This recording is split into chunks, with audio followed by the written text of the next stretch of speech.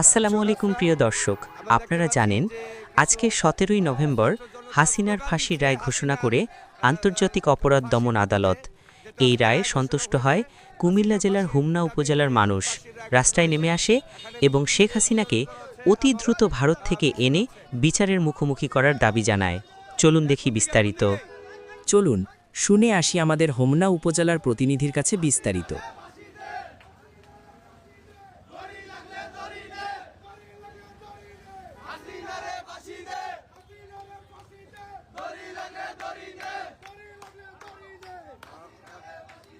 মিষ্টি বিতরণ হচ্ছে এবং হাসিনার ফাঁসির দাবিতে রাস্তায় কিছু ছাত্র জনতা দেখছি স্লোগান দিচ্ছে।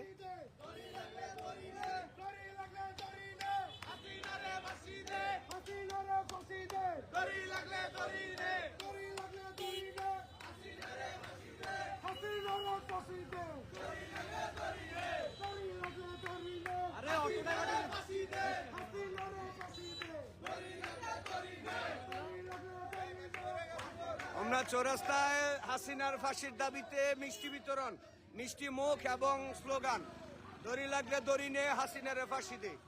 এখানে যারা ছাত্র জনতা রয়েছে এবং সাধারণ ড্রাইভারদেরকেও মিষ্টি বিতরণ করা হচ্ছে, মিষ্টি খাওয়ানো হচ্ছে।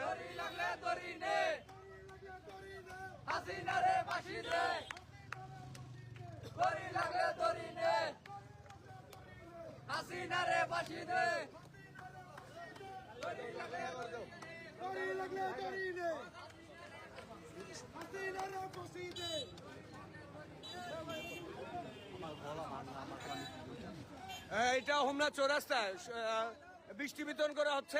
আপনারা জানেন যে আজকে বাংলাদেশে একটা রায় ঘোষণা হয়েছে, যে আজকের রায়টাতে সন্তুষ্ট প্রকাশ করে ছাত্র জনতা হোমনা চৌরাস্তায় তারা স্লোগান দিচ্ছে এবং সেই সাথে তারা বলছে যে স্লোগান হচ্ছে যে দড়ি লাগলে দড়ি নে, হাসিনার ফাঁসি দে।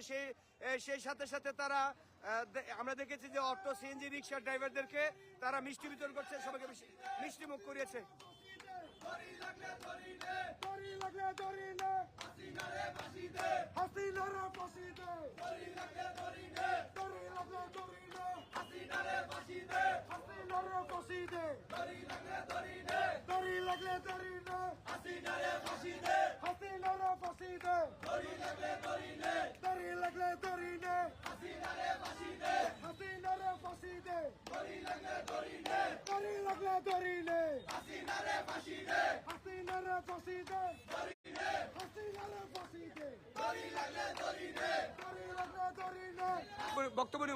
বক্তব্য নিন।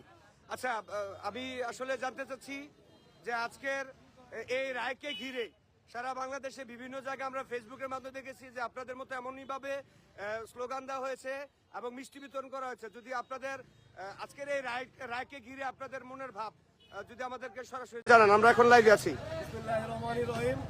আজকে আপনারা জানেন আমাদের জন্য একটা ঐতিহাসিক দিন। আজকে আন্তর্জাতিক অপরাধ ট্রাইব্যুনালের একটা বিশেষ রায় ঘোষণা হয়েছে যে আমরা জানি জুলাই অভ্যুত্থানের 1400 শহীদের রক্তের রঞ্জিত খুনি হাসিনা এই 1400 নিরপরাধ মানুষকে সরাসরি খুনের নির্দেশদাতা। আমরা জানি এই খুনি হাসিনা অত্যন্ত কঠোরভাবে এবং খুবই নিষ্ঠুরতার সাথে বাংলাদেশের আপামর জনতার মাঝে পুলিশ সহ সশস্ত্র বাহিনীকে জ্বালিয়ে দিয়েছিল এবং সবাইকে মারণাস্ত্রের মাধ্যমে মৃত্যুর মুখোমুখি করার জন্য তিনি নির্দেশদাতা ছিল। আমরা দেখেছি জুলাই আন্দোলনে আমার ভাই আবু সাইদ মুগ্ধ সহ আমরা অসংখ্য ভাইদেরকে হারিয়েছি।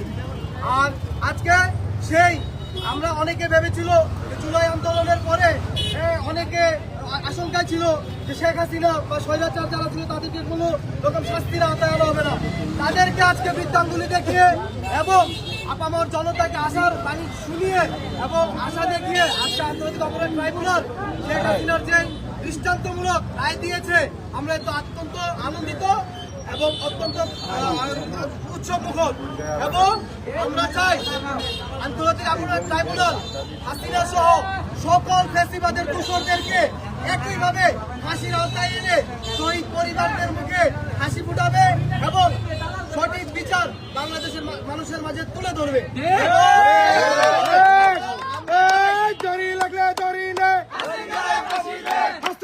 ফাঁসি দে, দাড়ি লাগলে আমরা চাই শুধু হাসিনা এবং আসাদুজ্জামান কামাল সহ তাদেরকে ফাঁসির আওতায় আনলে হবে না। আমরা চাই হাসিনা কামাল সহ ফ্যাসিবাদের 200 যারা রয়েছে তাদের প্রত্যেককে বিচারের আওতায় এনে বাংলাদেশের মানুষকে এর দৃষ্টান্ত স্থাপন করে দেখাতে হবে। আমরা এখনো পর্যন্ত আন্তর্জাতিক ট্রাইব্যুনালের প্রতি আস্থা রাখছি।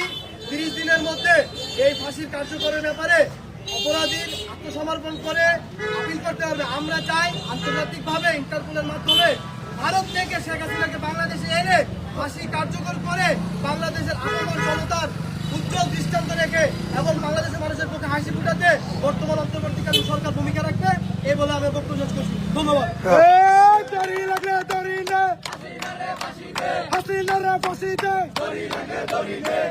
আচ্ছা, আর কেউ কোনো বক্তব্য দিচ্ছেন?